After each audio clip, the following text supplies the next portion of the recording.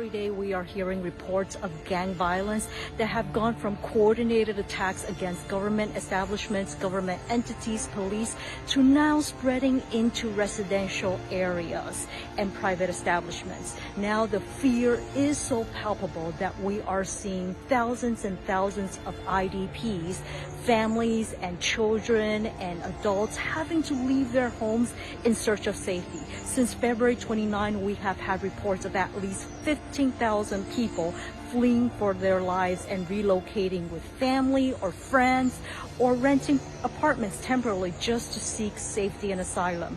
Unfortunately, a lot of them have to move over and over again. In a situation like this, World Vision's priority, number one, is that we will stay and deliver. Coming to you from Port-au-Prince, I will try to keep you informed, and God bless everyone.